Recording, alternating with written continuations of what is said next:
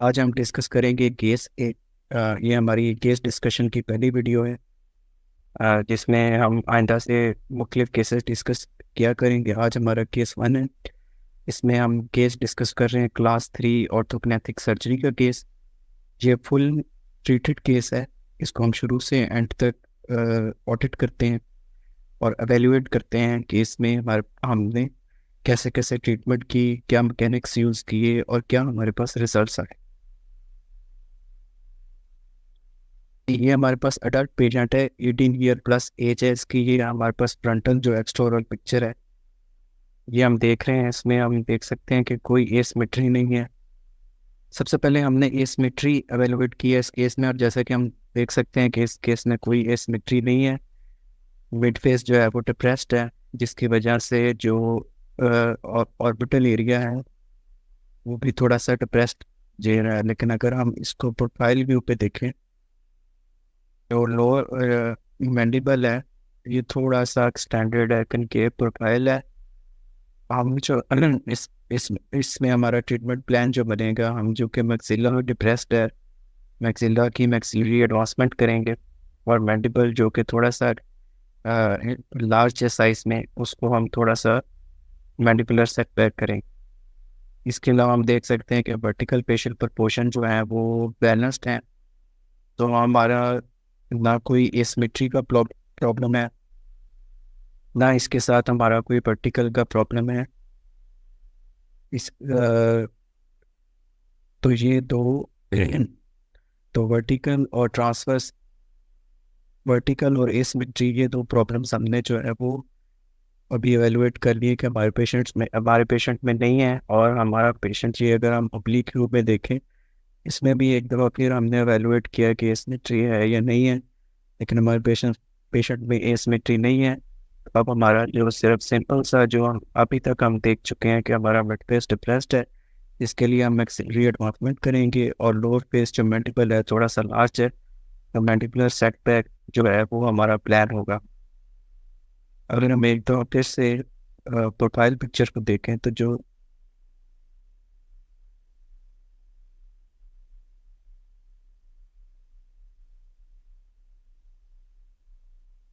अगर हम एक दफ़ा फिर इसमें लेटरल प्रोफाइल को देखें तो इसमें जो लोअर फेस है उसमें हमें थोड़ा सॉफ्ट टिश्यू जो है वो फ्लैसिड फील हो रहा है।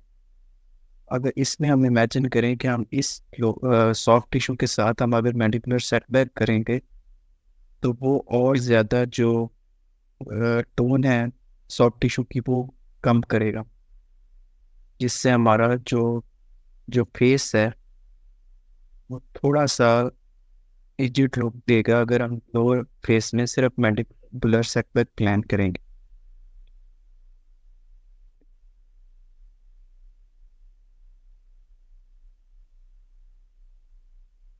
तो वो सेटबैक क्योंकि थोड़ा सा सॉफ्ट टिश्यू को और ज़्यादा रिलैक्स करेगा, तो ये लोअर फेस में जो फुलनेस है फेस की वो थोड़ी कम होगी।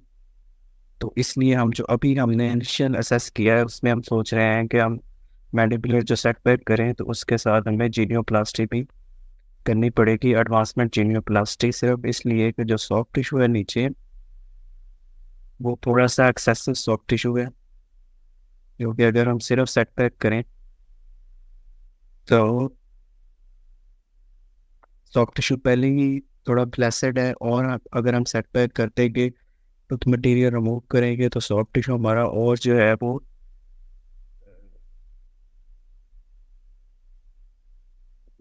सॉफ्ट टिश्यू हमारा जो है वो फ्लैसिड हो जाएगा। तो इसलिए जो हमने इनिशियल जो अभी असेसमेंट से प्लान बनाया है, मैक्सिलरी हमारी एडवांसमेंट है, वर्टिकली हमारा पेशेंट में कोई नीड नहीं है किसी ट्रीटमेंट की, कोई एसिमेट्री नहीं है हमारे पेशेंट में। मैक्सिलरी हम एडवांसमेंट करेंगे क्योंकि हमारा मिड फेस जो है वो डिप्रेस्ड है। इसके अलावा क्योंकि मैक्सिला थोड़ा सा इनलार्ज्ड है तो हम उस पर मैंडिबुलर इसके अलावा क्योंकि मैंडिबल हम थोड़ा सा हमारा इनलार्ज्ड है तो इसमें हम मैंडिबुलर सेटबैक भी प्लान करेंगे। लेकिन इसके साथ क्योंकि जो मैंडिबल के ऊपर और चिन के अराउंड और लोअर लिप जो है वो काफ़ी ज़्यादा एक्सेसिव सॉफ्ट टिश्यू, तो हमें सॉफ्ट टिश्यू ये बता रहा है कि अगर ऐसे मैंडिबल की आप सेटबैक करेंगे तो आपका सॉफ्ट टिश्यू और ज़्यादा एजिड लुक देगा। इसके इसके लिए अगर हम इसका मतलब है कि लोअर में या तो हम सेट बैक करें ही ना, लेकिन और अगर हमें करने की ज़रूरत है, जैसा कि इस केस में सॉफ्ट टिश्यू काफ़ी जैसा कि इस केस में मैंडिबल काफ़ी इनलार्ज्ड है, तो अगर हम सेट बैक करें तो हमें एडवांसमेंट जीनियोप्लास्टी करनी होगी ताकि हमारा जो लोअर फेस का सॉफ्ट टिश्यू है वो थोड़ा उसमें फुलनेस रहे और वो बहुत ज़्यादा एजिड लुक ना दे। अब अगर हम इंट्राओरली देखें,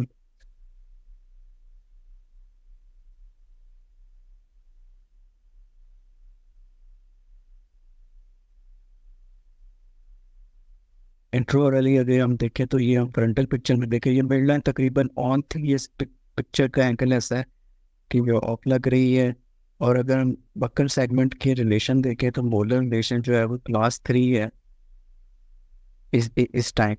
ओवर जेट जो है वो काफ़ी एक्सटेंसिव जो है वो -8, 9 या -10, 11 के करीब हमारे पास ओवर जेट है एक्सेस से। जब मोलर रिलेशन क्लास 3 होता है तो ये हमें सूट करता है कि हम जो है इस ऐसे केस को अपर फोर फोर्स से करें। तो फिर जब हम अपर फोर फोर्स करेंगे तो हमारा केस क्लास 2 में फिनिश होना चाहिए। और जो क्लास 3 मोलर रिलेशन है उसको क्लास 2 में लाने के लिए हमारे पास तकरीबन जो है वो 13-14 mm की मूवमेंट बनेगी। उसमें हम जो मैक्सिला है उसको 5-6 mm एडवांस कर लेंगे। 6-7 mm जो है हम मैंडिबुलर को सेट बैक कर लेंगे तो हमारा रिलेशन जो है वो क्लास 2 में आ जाएगा। इसी अगर सिर्फ मोलर रिलेशन को देख के अगर हम इसको 4 यूनिट एक्सट्रैक्शन के साथ करना कोशिश करें तो 4 यूनिट में, क्योंकि एंड रिजल्ट पे आपका मोलर जो है वो क्लास 1 में होना चाहिए, लेकिन क्लास 3 को क्लास 1 में लाने के लिए हमारे पास मूवमेंट का मार्जिन जो है वो 6 mm है।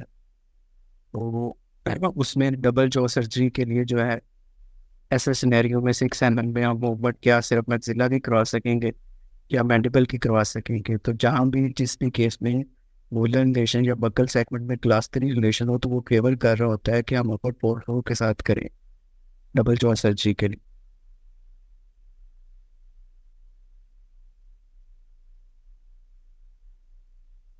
इसके बाद अगर हम अपर ओक्लूजल और अपर और लोअर ओक्लूजल देखें, उसमें हमारे पास 6-7 में ये पेटेंट फिशर केरीज थी, इसको तो हम जो है वो स्टोर करवा लिया। लेकिन अगर हम टूथ देखें तो हमारे पास किनाइन जो है वो मिसिंग है। 1, 2, 3, 4, 1, 2, 4, 5 और K9 हमारे पास अपर दोनों साइडों पे हमारे पास K9 नहीं है। तो अपर में हमारा मैक्सिलरी K9 जो है वो इम्पेक्टेड है। लोअर में अगर देखें तो हम माइनर सी क्राउडिंग है। माइनर से क्राउडिंग जिसके लिए हमारा प्लान बनेगा, हम IPR से इसको अलाइन करेंगे। कोई कबूस पे नहीं है, कोई इंक्लिनेशन नहीं है, और जो है वो हमें ठीक इंक्लिनेशन पे लग रहे हैं। देखें तो इसमें हम देख सकते हैं कि हमारे जो मैक्सिलरी K9 है वो रहेगा। इसमें हम अगर हम OPG देखें तो इसमें हम देख सकते हैं कि हमारे मैक्सिलरी K9 जो हैं वो इम्पेक्टेड हैं, दोनों K9, लेकिन वो फेवरेबल हैं। और हमने अभी जैसे डिस्कस किया कि अभी तक हमारा प्लान ये बन रहा है कि हम अपर फोर फोर्स को निकालें और उस स्पेस में हम जो है वो हम K9 को रप्ट करवाएंगे। और हमारा मोलर रिलेशन जो क्लास 3 है वो फेवरेबल है इस टाइम अपर फोर फोर की एक्सट्रैक्शन के साथ डबल जॉ सर्जरी करने के लिए। K9 जो आर्टिकल एक है कि अगर K9 जो है वो सेंट्रल के साइज से बड़े हों तो इसका मतलब होता है कि वो पैरेटली जो है वो इम्पेक्टेड है। सिर्फ ये OPG देख के अभी जो इनिशियल वो डायग्नोसिस हमारी बन रही थी, क्योंकि मैक्सिलरी K9 का साइज जो है वो इंक्रीज्ड है। तो इसलिए हम अभी जो इनिशियल प्लान हमारा बन रहा है वो ये बन रहा है कि हमारे मैक्सिलरी K9 जो है वो पैरेटली हमारे इम्पेक्टेड हैं। और हम जो है वो अपर पोल पोर्ट के साथ करेंगे, क्योंकि हमारे पास अपर में कोई स्पेस नहीं है K9 की इरप्शंस के लिए। हम पोल पोर्ट एक्सट्रैक्ट करेंगे, उस स्पेस में हम K9 को इरप्ट करवाएंगे। मोलर को हम उधर ही होल्ड करके रखेंगे जहाँ क्लास 3 में है, जो कि हमारे पेपर पर है कि हम क्लास 3 को डबल जॉ सर्जरी में अपर पोर्ट की एक्सट्रैक्शन के साथ क्लास 2 में हम फिनिश करें।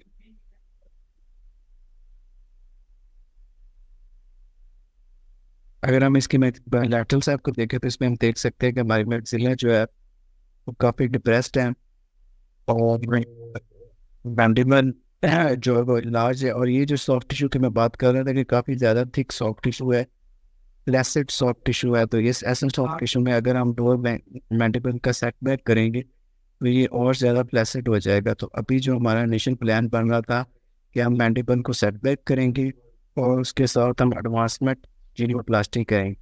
ये जो जिन की शेप है वो थोड़ी सी वो भी फ्लैट है, जो कि हमें और फेवर कर रही है कि आप असली एडवांसमेंट जीनियोप्लास्टी जो है वो कर लें।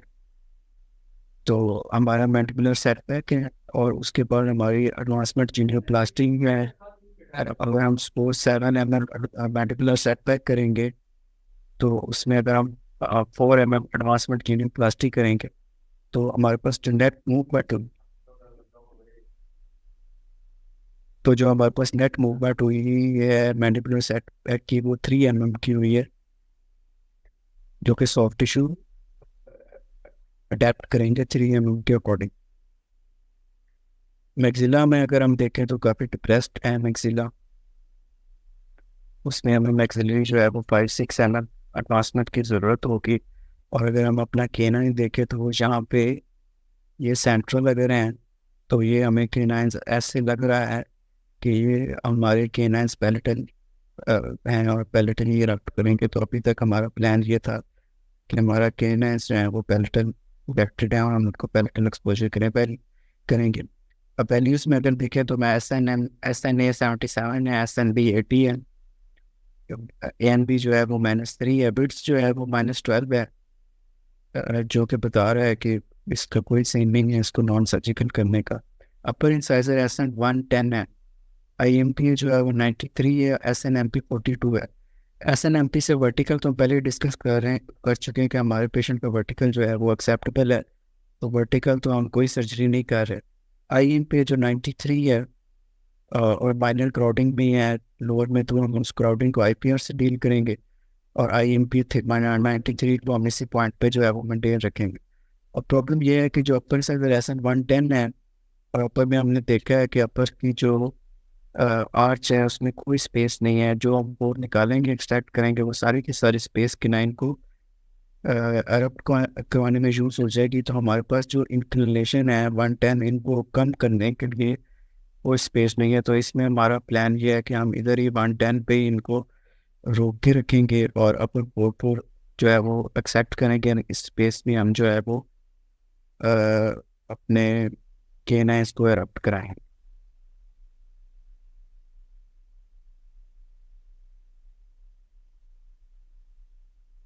एक जो इससे थोड़ा सा अगर हम देखें अल्टरनेट प्लान ये है कि हम जो ये अपर प्रोक्लाइंड अपर इंसाइजर हैं और हमने लोअर के जो इधर रखे हुए हैं IMP नॉर्मल पे, तो ये हमारे पास तकरीबन 10-11 mm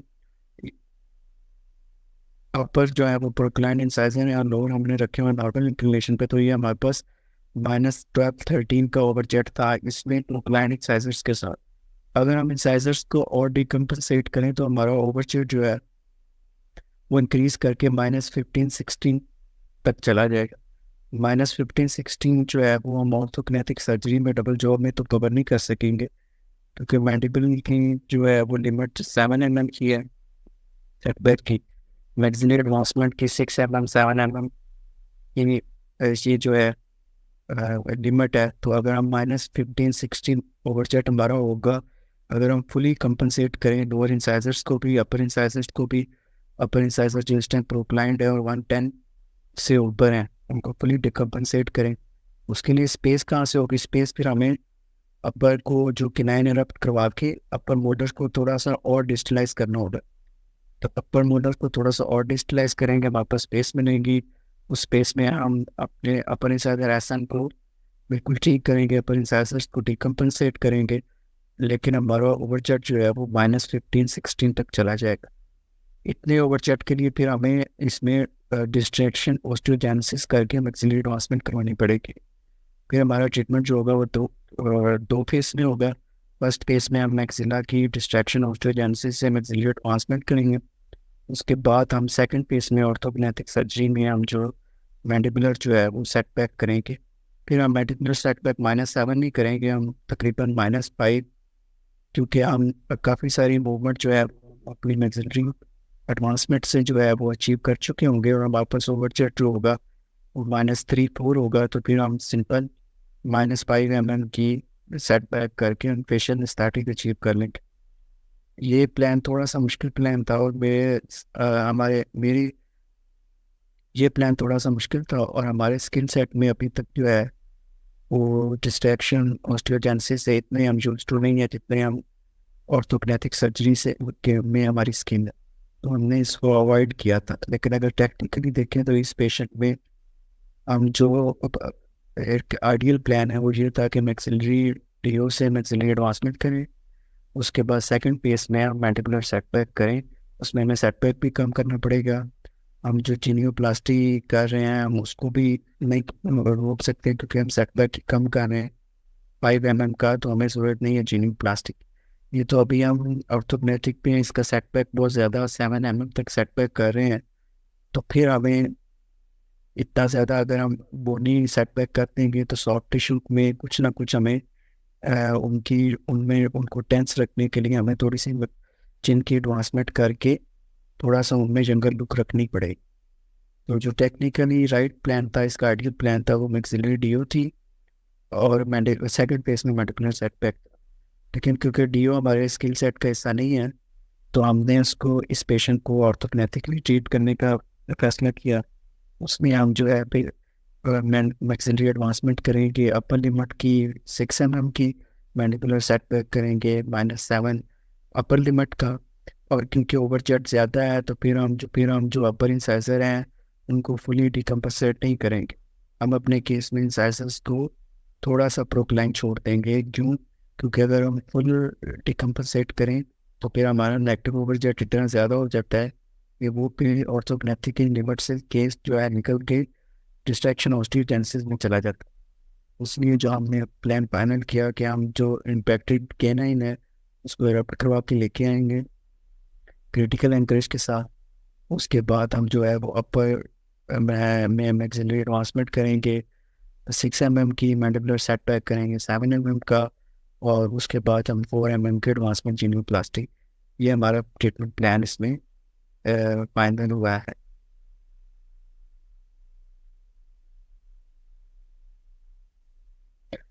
एनाइन एक्सपोजर में जैसे मैंने आपको पहले बताया कि लैटरल सेल पे अगर हम ओपीजी पे देखें तो लग रहा था कि केनाइन पैलेटल है। फिर अगर हम लैटरल सेल पे देखें तो उसमें भी लग रहा था कि केनाइन पैलेटल है। और फिर जो इस पे स्लॉब रूल की जो पेरिएपिकल्स करवाए मैंने, उसमें भी मेरी गलत रीडिंग थी कि केनाइन मुझे लगा कि पैलेटल है। एक्सपोजर के दिन जो है वो जब पैलेटल फ्लैप हटाया तो पैलेटल साइड पे केनाइन कोई नहीं था। तो फिर हमें पैलेटल फ्लैप क्लोज करना पड़ा, और उसी टाइम हमने बकल फ्लैप रेस किया। जब बकल फ्लैप रेस किया तो ये सामने हमारे पास केनाइंस थे जिनको हमने एक्सपोज किया। तो ये एक मिस्टेक थी हमारी पार्ट पे रीडिंग पे, कि हम जो वो ओपीजी लैटरल सेप देखा स्लॉग के अकॉर्डिंग पेरिएपिकल्स को गलत रीड किया और एक गलत एक्सपोजर करवा बैठे। इससे जो हमने सीखा बाद में वो ये था कि बहुत ज़्यादा एक्सरे पे डिपेंडेंट रहने के बजाय अगर हम सिंपल जो है वो पैल्पेट करते इस केस में, कि अगर आप अच्छी तरह पैल्पेट करें पैलेटल सरफेस भी, बक्कल सरफेस भी, पूरा बक्कल सर्कस में डीप जाके, तो आपको जो टूथ है वो कहीं ना कहीं फील होगा। क्योंकि ऐसा हो ही नहीं सकता कि एक टूथ इम्पेक्टेड हो और वो आपको बिल्कुल उसका कोई बल्ज या कोई सर्कस हल्का सा फील ही ना हो। तो अगर आप केयरफुली इसको पैल्पेट करेंगे तो वो आपको ये पैल्पेट हो रहा था। ये जब हमने पैलेटल एक्सपोज किया नहीं मिला तो हमने पैलेटल बंद करके जब बक्कल को पैल्पेट किया तो सिर्फ पैल्पेट से हमें फील हुआ कि दोनों जो केनाइंस थे वो बक्कल साइड साइड पे थे। तो अब जो इस केस के बाद से जो हमारी टेक्निक है वो नंबर 1 हम रिलाई करते हैं पैल्पेशन पे। हम पैल्पेट करके हम देखते हैं कि हमारा केनाइन क्या है। नंबर 2, अगर हमारा केनाइन जो है वो लैटरल को ओवरलैप कर रहा हो, इस केस में ओवरलैप नहीं कर रहा, लेकिन अगर किसी केस में वो लैटरल को ओवरलैप कर रहा हो तो फिर लैटरल आपको हिट देगा कि आपका केनाइन किधर है। अगर आपका केनाइन बकली है और वो लेटरल की रूट को बकली प्रेस कर रहा है, तो इसका मतलब है आपका क्राउन जो है वो, अगर आपका केनाइन बकल है और वो लेटरल की रूट को बकल साइड से थोड़ा सा पुश करके पेनिटल धकेल देता है, तो जब रूट पेनिटल जाएगी तो आपका क्राउन जो है वो बकल डायरेक्शन में पॉइंट कर रहा होगा। तो अगर आप केयरफुली ऑब्जर्व करें लेटरल को, एक ऐसा लेटरल जो कि बकल साइड पे पॉइंट कर रहा हो, इसका मतलब है कि कोई चीज़ है जो इसकी रूट को बकल साइड से पुश कर रही है, तो आपका केनाइन बकली होगा और आपको एक्सपोजर जो है वो बकली करवाना पड़ चाहिए। लेकिन अगर केनाइन पेनिटल हो और वो पेनिटल साइड से रूट को पुश कर रहा हो कि लैटरल की, तो लैटरल की रूट एडजस्ट होके इस तरह एडजस्ट होगी कि वो थोड़ा सा बकली चली जाएगी। वो बकली जाएगी तो लैटरल का किनाइन क्राउन जो है वो पेनिटल डायरेक्शन में पॉइंट कर रहा है। वो इस तरह पॉइंट कर रहा होता है कि अगर आप गौर से ऑब्जर्व करेंगे तो आपको लगेगा कि कोई चीज़ जो है वो लैटरल की रूट को जो है वो एक साइड से प्रेस कर रही है। तो नंबर 1 टेक्निक पेशेंट की है। नंबर 2 पे टेक्निक जो है वो ये है कि आप लैटरल देखें। उस केस में जिसने केनाइन ओवरलैप कर रहा है तो लैटरल देखें। लैटरल आपको हिंट देगा कि लैटरल की रूट को बकली कोई चीज़ प्रेस कर रही है या पेनिटली प्रेस कर रही है, जिसकी वजह से आपका जो क्राउन है वो आपको इंडिकेट करेगा कि किस डायरेक्शन में उसको कोई चीज़ प्रेस कर रही है। जिन केसेस में आपका केनाइन जो है वो रूट को प्रेस कर रहा हो, तो या रूट पे ओवरलैप कर रहा हो, तो तब हमारे पास बल्ज दोनों तरफ होगा। फॉर एग्जाम्पल एक केनाइन जो है वो बक्कल साइड पे है, वो लैटरल की रूट को जाके प्रेस कर रहा है, लैटरल की रूट थोड़ी सी पैलेटल चली जाएगी। अब अगर पेल्पेट करेंगे तो आपको बक्कल साइड पे केनाइन का क्राउन जो है वो फील होगा, और अगर आप पैलेटल साइड से पेल्पेट करेंगे तो उधर भी आपको बल्ज फील होगा, लेकिन वो बल्ज होगा लैटरल की रूट का। तो नंबर 1 टेक्निक है पेल्पेशन। नंबर 2 टेक्निक पे आ गया, अगर पेल्पेशन दोनों तरफ फील हो रही है बकल पैलेटल, तो फिर आप देखें कि लैटरल क्या आपको बता रहा है। लैटरल का किनाइन, लैटरल का क्राउन आपको बताएगा कि आपका किनाइन बकली अफेक्टेड है या पैलेटल इन्फेक्टेड। तो ये हमारा जो था, ये हमने पैलेटल एक्सपोजर किया, ये हमने फ्लैप रेस किया, और अगर रिलीजिंग दे लेते यहाँ पे तो ये हमने थोड़ा सा जो आगे तक फ्लैप रेस किया हुआ ये ना करना पड़ता। रिलीजिंग दे के हम इसमें जो है हम क्लोज एक्सपोजर हमने जो है वो उस टाइम प्लान किया। जी, ये देख सकते हैं हमने दोनों जो है वो केनाइन एक्सपोज कर लिए हैं। ये आपको ये लग रहा होगा कि ये लैटरल को ओवरलैप कर रहे हैं, ये लैटरल को ओवरलैप नहीं कर रहे। ये पिक्चर का एंगल ऐसा है कि आपको लग रहे हैं कि वो लैटरल को ओवरलैप कर रहे हैं।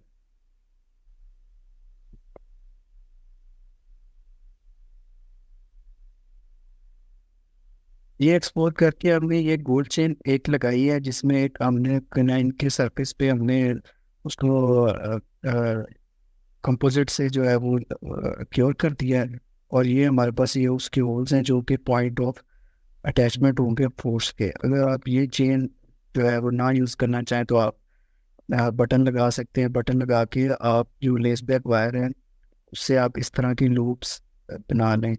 एक जो लूप होगा वो उस बटन के ऊपर होगा, उसके बाद एक एक हर 2 mm के बाद एक लूप होगा 1 mm डायमीटर का। इस तरह वायर पहले बना लें और वो वायर आप फिक्स करते कोई 8 9 10 mm की वायर जो है वो भी आप यूज़ कर सकते हैं। अगर आप गोल्ड चेन नहीं यूज़ करना चाहते, नहीं तो आप गोल्ड चेन भी जो है वो यूज़ कर सकते हैं।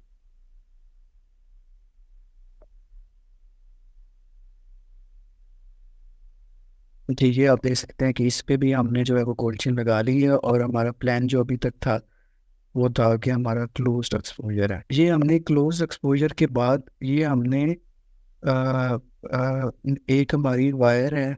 अब मैं बताता हूँ कि ये हमने केस स्टार्ट कैसे किया। हमने अपर पे पूरी बॉन्डिंग की, हमने लोअर पे पूरी बॉन्डिंग की। हम ग्रेजुअली हमने राउंड नाइटा वायर से हम रेक्टेंगुलर नाइटा वायर्स की तरफ के हम रेक्टेंगुलर एसएस वायर पे जाके 19-25 पे जाके हमने ये एक्सपोजर किया। और एक्सपोजर के टाइम हमने ऊपर गोल चेन लगाई दोनों तरफ बकल एक्सपोजर, और हमने क्लोज फ्लैप फ्लैप को क्लोज कर दिया। अब जो गोल चेन के नीचे हमारे पास होल्स आ रहे थे उस चेन के, उस पे हम जो है वो फोर्स एप्लीकेशन अपनी करेंगे। उसके लिए हमने एक ये पिकी बैक मैकेनिक्स भी नहीं कहते हैं कि हमने एक ओवन टू नाइटर वायर ली है, उसको हमने पास किया है उस पॉइंट पे, उसको थोड़ा सा 4-5 mm ऊपर एक्टिवेट की हालत में हमने गोल चेन के साथ टाई कर दिया दोनों तरफ। तो अब ये पिगी बैक क्या कर रही है कि ये उनको ओक्लूजल फोर्स दे रही है ताकि वो नीचे आए। ये आप देख सकते हैं कि हमने ये जो हमारे पास ऊपर से गोल चेन आ रही थी, ये हमने O12 वायर वायर जो है वो ओवरले आर्च, हमने पहले बेस आर्च हमारी रेक्टेंगुलर SS वायर है, उसके ऊपर ये O12 वायर है। ये ऊपर से थोड़ा सा ऐसे एक्टिवेटेड फॉर्म में 4-5 mm एक्टिवेटेड फॉर्म में इसको हमने गोल्ड चेन के साथ टाई किया हुआ है। अब ये जो है ये उसको ओक्लूजल फोर्स दे रही है ताकि जो टूथ है वो, जी ये आप ओक्लूजल व्यू से देख सकते हैं कि हमारी ये गोल्ड चेन है। ये एक्स्ट्रा गोल्ड चेन आप यहाँ से काट भी सकते हैं। जो आप जॉनसन वाला गोल्ड चेन का आप लूप यूज़ कर रहे हैं उसके बाद वो लूप छोड़ के आप बाकी ये एक्स्ट्रा लूप्स को काट सकते हैं। और इस तरह हमारी ये जो है वो ओवरले आर्च, जिसको पिगी बैक मैकेनिक्स भी कहते हैं, उससे हम जो है वो क्लोज्ड इरप्शन में हमने अपना टूथ को जो है वो रब करो। जी ये आप देख, जी ये आप देख सकते हैं कि अब हमारे किनाइन्स जो है वो रब कर रहे हैं। लेकिन इसमें अभी प्रॉब्लम्स को हम डिस्कस करते हैं। एक प्रॉब्लम तो ये है कि जो हमारा केनाइन्स जो रब किए हैं तो जो हमारा अटैच जो है वो बिल्कुल ही हमारा मिनिमम 1-2 mm अटैच जो है दोनों साइड, ऐसा नहीं था होना चाहिए। जब आप केनाइन इम्पैक्टेड केनाइन को एरप्ट करवा के लाएं तो आपको कैसे पता चलेगा कि आप सक्सेसफुली केनाइन को एरप्ट करवा के ले आए। उसके कुछ क्राइटेरिया, नंबर 1 ये है कि आपका अटैच जो है 5-6 mm अटैच जो आपने बचाना है अपने एक्सपोजर से। नंबर 2 है कि आपका म्यूजियम डिजिटल पेपला बिल्कुल एम्प्टी होना चाहिए, आपने अपने एक्सपोजर के टाइम अपने अपने पेपला को डैमेज तो नहीं किया। नंबर 3 उसकी रूट आइडियल पोजीशन पे होनी चाहिए। मतलब अगर पेनिटल किनाइन इम्पैक्टेड है तो जब उसको रप्ट करवा लें तो आपने, क्योंकि किनाइन के रूट में बकल टॉर्क होता है, तो उस पेनिटल को आपने बकल की साइड पे भी एक्यूरेट पोजीशन पर लेके आना है। लेकिन अगर हम इसमें देखें तो इसमें अटैच चीज जो है वो हम डैमेज कर चुके हैं, और जो पेपला है मीजियल डिस्टल वो भी डैमेज्ड है, शायद हमारे एक्सपोजर की वजह से या क्या। इसको जब हमने बाद में थोड़ा डिटेल में जो है वो देखा तो हमें इसमें एक्सपोजर करना चाहिए था एपिकली रिपोजिशन फ्लैप। जब आपके किनाइज बकली प्रेजेंट होते हैं, इतने ज़्यादा हाई नहीं होते, तो आप उसने क्लोज आपने नहीं करना। मीजियो डिस्टली करेक्ट पोजीशन पे होते हैं तो आप एपिकली रिपोजिशन फ्लैप करें। एपिकली रिपोजिशन फ्लैप आपका अटैच जो भी बचाता है, आपके मीजियल डिस्टल पेपला को भी बचाता है। लेकिन अगर फॉर एग्जाम्पल टूथ जो है वो बहुत ज़्यादा हाई हो, ऊपर बकली है वो, लेकिन 7-10-15 mm जो हाई है, उसमें फिर आपको डबल एक्सपोजर करवाना पड़ता है। पहले आप एक्सपोज करवाएं क्लोज, उसको थोड़ा सा नीचे लेके आएँ, लेकिन आपने फुली इरप्ट नहीं करवाना उस क्लोज्ड एक्सपोजर के साथ। जब वो थोड़ा सा नीचे आए तो फिर आपने एक दूसरा एक्सपोजर करवाना है, जिसमें आपने एपिकली रिपोजिशन फ्लैप करना है, जिससे आपका अटैच जिंजुआ मीजियल डिस्टल पेपना ये सारे सेफ रहेंगे और आपका केनाइन जो है वो स्टैटिक लुक देगा। ये हैं बक्कल साइड की केनाइन्स। जो पेनिटल साइड के इम्पैक्टेड केनाइन होते हैं उनकी अटैच जिंजुआ की प्रॉब्लम ही नहीं होती, क्योंकि बक्कल सारा मुकुजा अटैच्ड होता है। ये हैं सारे बक्कल साइड के इम्पैक्टेड केनाइंस की प्रॉब्लम्स। अगर केनाइन पैलेटल इम्पैक्टेड हो तो वो उनमें ये अटैच जिंजुआ का प्रॉब्लम ही नहीं होता, क्योंकि पैलेटल साइड पे अटैच जिंजुआ सारा ही अटैच जिंजुआ है, तो उस साइड पे ये प्रॉब्लम नहीं होता। आप क्लोज करें ओपन करें जो भी करें, उधर की ये प्रॉब्लम नहीं है। लेकिन जब आपका केनाइन बकली इम्पैक्टेड हो तो तब ये प्रॉब्लम होती है कि जैसे ये वाला लॉन्ग क्लिनिकल क्राउन है, ये सबसे ज़्यादा मिस्टेक और अनस्थेटिक लुक है, पेरियोडोंटली कॉम्प्रोमाइज्ड है, और ये ड्यूरिंग ट्रीटमेंट हमने भी किया है। उसकी वजह मैंने आपको बताई कि हमने एक्सपोजर जो है वो गलत किया। हम एक्सपोजर एक विंडो एक्सपोजर करते हैं, हम ओपन एक्सपोजर करते हैं, हम क्लोज एक्सपोजर करवा के उसमें से रब करवाएं, ये तीनों तरीके गलत हैं। आपने हमेशा अपने बकल केनाइन को एपिकली रिपोजिशन फ्लैप्स से लेके आना है। एपिकली रिपोजिशन के लिए जो केनाइन है वो आइडियली होता है कि मेजियो डिस्टली वो करेक्ट पोजीशन पे हो, और वो ऊपर जो है वो 6-7 mm हाई हो, इससे ज़्यादा हाई हो। अब फॉर एग्जाम्पल एक हमारा किनाइन है वो 10 mm 15 mm हाई है, मीजियो डिस्टली करेक्ट है, उसमें हम फिर दो एक्सपोजर करेंगे, एक ओपन एक्सपोजर करेंगे, उसको डाउन लेके आएंगे। जब वो 5-6 mm डाउन आ जाएगा, फिर हम एक दूसरा एक्सपोजर करवाएंगे जो कि एपिकली रिपोजिशन जो है वो हमारा एक्सपोजर होगा, और फिर हम उससे उसको रखवाएं। अब फॉर एग्जाम्पल इनके बारे के नहीं है जो मेजर डिस्टली तो चलो जो हाइट में तो चलो 6-7 mm हाइट में है तो वो तो ठीक है, लेकिन वो थोड़ा सा नीजिली है और वो ओवरलैप कर रहा है, तो लेटरल को ओवरलैप कर रहा है, उस पर हम एक्सपोजर फिर अपना पेरिक जो एपिकली रिपोजिशन एक्सपोजर है वो कैसे करें। उसमें भी आपने दो एक्सपोजर करवाने, पहला एक्सपोजर करवाया अपने कनाइन को डिस्टल लेके चल, जब वो कनाइन आपका मेजो डिस्टल करेक्ट पोजीशन में चला जाए, फिर दूसरा एक्सपोजर करवाएं जिसमें आपने एपिकली रिपोजिशन एक्सपोजर करवाना है। उसमें आपका अटैच जो भी बचेगा, आपका मेजो डिस्टल जो है वो पेपला भी बचेगा, और आपकी इस तरह की अनस्थेटिक लुक नहीं आएगी K9 की। ये सारा हमने बाद में स्टडी किया, जब हमने ये रिजल्ट्स देखे तो बड़े परेशान हुए। फिर जाके हमने लिटरेचर को सारा देखा तो हमें पता चला कि इसमें हमारी बेसिक मिस्टेक जो थी वो एक्सपोजर टाइप की थी। इस पे हम थोड़ा सा समझते हैं कि हम अपना एपिकल रिपोजिशनिंग मैप करते कैसे। ये हमारा K9 का एक्सपोजर के एरिया, एक हम वर्टिकल एक्सपोजर यहाँ पे देंगे, एक वर्टिकल इंसिजन हम यहाँ पे देंगे, उसमें हम जो हमारा जो मीजल पेपला है वो हम इंसीजर के अंदर ऐड करेंगे। दूसरा हम डिस्टल साइड पे एक हम वर्टिकल इंसीजन यहाँ पे देंगे, इसमें भी हमारा जो मीजियल पेपला है वो हमने फ्लैप में अंदर ऐड किया हो। उसके बाद हम एक अक्लूजल जो है वो इंसीजर देंगे यहाँ पे। उसके बाद हम ये फ्लैप जो है वो जो सर उठाएंगे, पार्शल थिकनेस फ्लैप जो है जी यहाँ से हम जो है हम फिर उसको पार्शियल थिकनेस फ्लैप उठाएंगे और उस फ्लैप को ऊपर लेके जाएंगे। यहाँ पे हमारा K9 होगा, हम K9 के ग्राउंड से भी ऊपर लेके जाके एपिकली उसको दोनों साइड पे, राइट और लेफ्ट साइड साइड पे हम उसको सूचर कर देंगे। तो होगा क्या, हमारा K9 भी ओपन एक्सपोज्ड है, हमारा जो जो ये बोन है ये भी एक्सपोज रहेगी, लेकिन क्योंकि हमने पार्शियल थिकनेस फ्लैप हटाया है तो वो इतनी प्रॉब्लम नहीं करेगी। पार्शियल थिकनेस का मतलब ये है कि अपनी पार्शियल थिकनेस का मतलब ये है कि हमने पूरी बोन के साथ से हमने फ्लैप नहीं उठाया, कुछ ना कुछ हमने अपनी कोजा बोन के ऊपर छोड़ा होगा जो कि बोन को ऐसे इरिटेशन या पेनफुल नहीं बनाएंगे। और सेमेंटो एनामल जंक्शन या उससे 1 mm बिलो, 1-2 mm बिलो हमने उसको जो है वो सूचर कर देना है। तो ये बेस्ट एक्सपोजर है आपका बकल साइड पे, अगर आप अपना अटैच निजवा भी बनाना चाहते हैं और अपना मेजर डिस्टल पेपला भी बचाना चाहते हैं। नहीं, इसके बाद ये केस हमारा जो है वो अब प्री सर्जिकली रेडी हो चुका है। हमने K9 जो है वो एरप्ट करवा दिए हैं अपर फोर्थ के एक्सट्रैक्शन के बाद।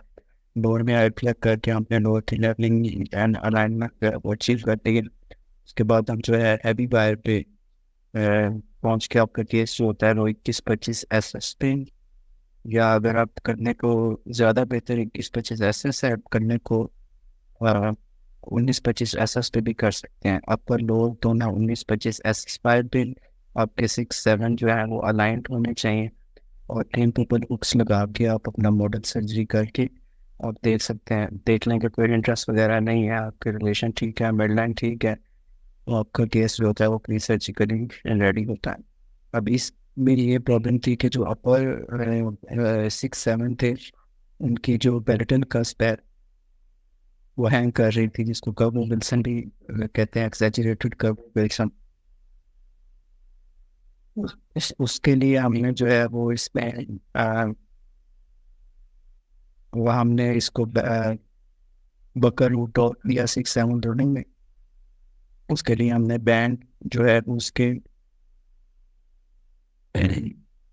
पेरिटल साइड पे हमने एक बटन जो है वो शोल्डर पर दिया है, 6 पे भी और 7 पे भी।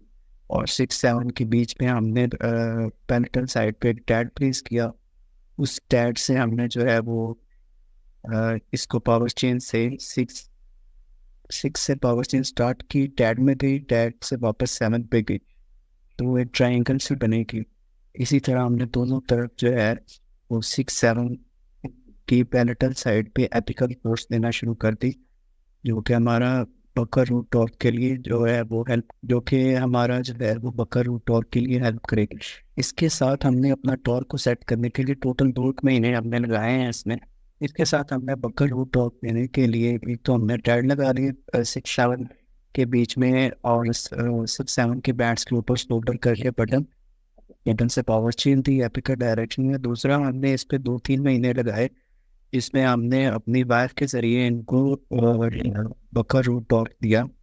वायर जो है इसके लिए 1622 SX जो है वो सबसे बेस्ट है। उसमें आप जो है वो बकर रूट टॉर्क ऐड करें 6-7 दोनों में। ऐड करने के बाद आप तकरीबन 45 डिग्री ऐड करें, उसके बाद वो वायर जो है वो इंगेज करते हैं, और ये आप तकरीबन 2 महीने लगेंगे। आप वो टॉर्क वायर से भी दें और दूसरे साथ आप ये पेनिट्रेशन साइड्स पे टायर लगा के एपिकल फोर्स दें। जब ये आप दोनों काम करेंगे तो आपका जो हिंड्रेस होती है 6-7 पे, जिसको पैरेटल कस्ट हैंड ये है या विल्सन कर्व विल्सन की प्रॉब्लम जो है वो ठीक हो जाएगी। वो ठीक हो जाए, आपने अपर लोअर का मॉडल लेना है, उसको चेक करना है इंटीरियरली ला के कि आपकी रिलेशन, आपकी मिड लाइन, आपका जो कोई इंटरेस्ट नहीं है भाई, ठीक है, तो आपको पेशेंट रेडी है। आपने प्रोडिक्शन ट्रेसिंग, सर्जिकल ट्रेसिंग आप करके आपका पेशेंट जो है वो आप सारी डिकम्पनसेशन अचीव करके आप नेक्स्ट पे चले गए हैं स्टेप पे, इसमें आप सर्जरी करवाएंगे पेशेंट। जी, ये आप देख सकते हैं कि हमने जो है इस पे डिकम्पनसेशन कर लिया। डिकम्पनसेशन करने से उसके जो पेशेंट प्रोफाइल है वो थोड़ा सा एक्सैजरेटेड वर्स हो गई है, जो कि एक नॉर्मल फिनोमेना है सर्जिकल केस में। जो पहले किसी तरह सॉफ्ट टिश्यू कंपनसेटेड होता है वो सारा हमने ठीक है।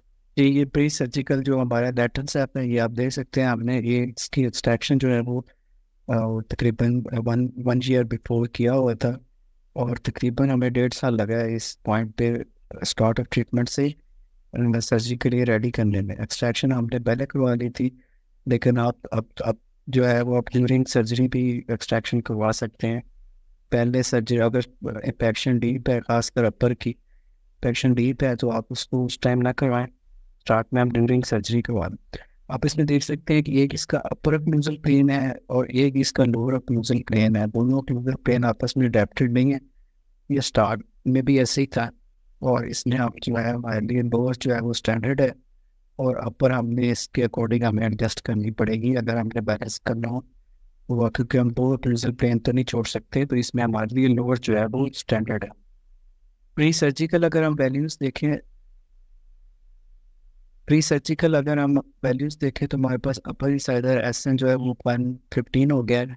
स्टार्ट ऑफ ट्रीटमेंट 110 था, 115 होना नहीं था। ये कहीं ना कहीं हमारी एंकरेज लॉस को कर रहा है, जो कि थोड़ा सा प्रॉब्लम है, ये नहीं होना चाहिए था।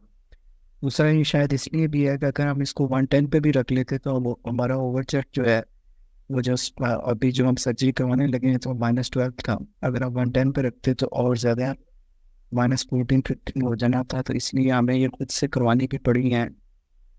अपन से अगर ऐसा को इंक्रीज़ करना पड़ा है ओवरजेट को कम करने के लिए, ताकि हम ऑर्थोग्नैथिक सर्जरी की लिमिट्स के अंदर आ जाए। IMP उसी तरह 93 है। बाकी SNA SNB ANB वही जो हमारा प्री ट्रीटमेंट था। जी, ये आप देख सकते हैं, ये हमारा प्री सर्जिकल OPG है। ईड्स एक्सट्रैक्टेड है, इम्पैक्टेड किनाइन हमने नीचे लिया है, और ये अपर पे थोड़ी सी अपर जो है इंसाइजर्स पे रूट ऑप्शन शो कर रही है। लेकिन हमारा सर्जरी के बाद का जो फेस है, हमने काफ़ी सारा काम इसमें प्री सर्जिकल कर लिया है।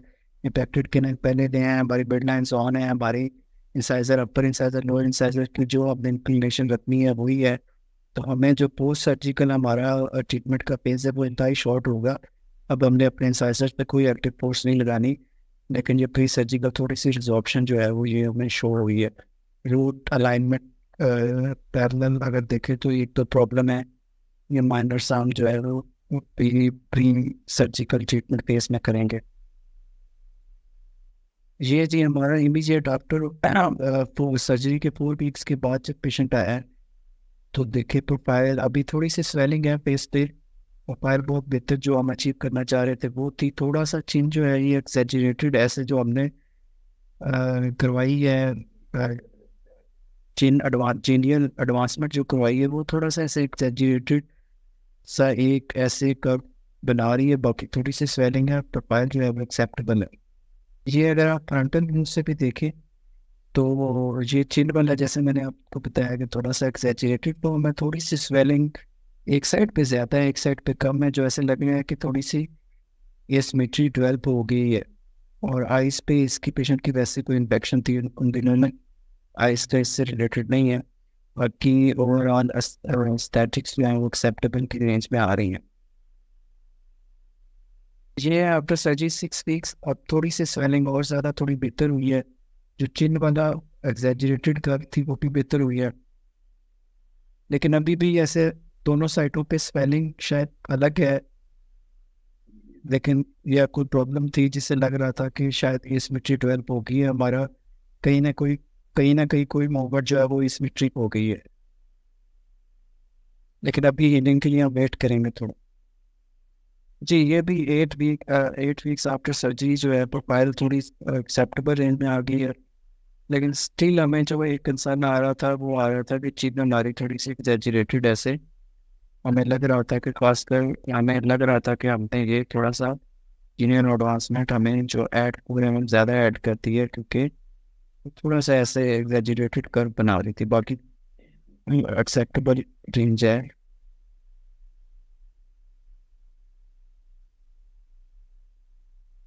बाकी एक्सेप्टेबल रेंज है फेशियल एस्थेटिक्स की।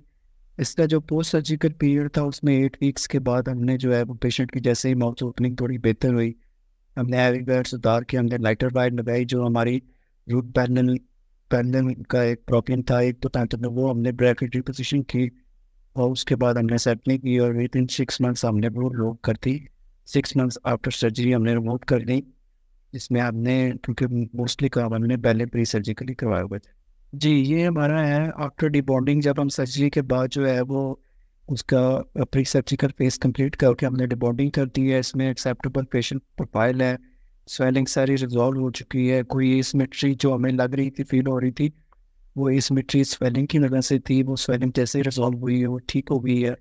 जिनने भी बहुत अच्छा जो है वो अडेप्ट किया है सॉफ्ट टिश्यूज ने।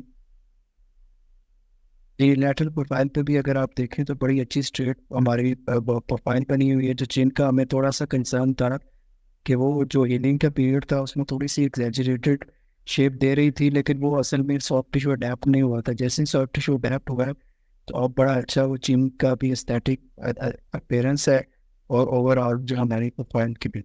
जी ये कंपैरिजन है, ये प्री ट्रीटमेंट है और ये पोस्ट ट्रीटमेंट जो हमने एस्थेटिक्स अचीव की है। और हमारा सारा हमने जी ये भी हमारा कंपैरिजन है। हमने ट्रीटमेंट के स्टार्ट में प्रोफाइल, लैटरल व्यू और स्माइल पिक्चर, और ट्रीटमेंट के एंड पे अगर आप प्रोफाइल, लैटरल व्यू और स्माइल देखें तो हमने अपने सारे जो है जो हमारे ट्रीटमेंट गोल से वो अचीव कर लिए हैं। सिर्फ हमने जो अपना सर्जरी प्लान किया हुआ था वो हमने थोड़ा सा रुकलाइन छोड़े हैं। बाकी ओवरऑल थोड़ा सा किनाइन का हमारा प्रॉब्लम हुआ है जो हम डिटेल में डिस्कस कर चुके हैं।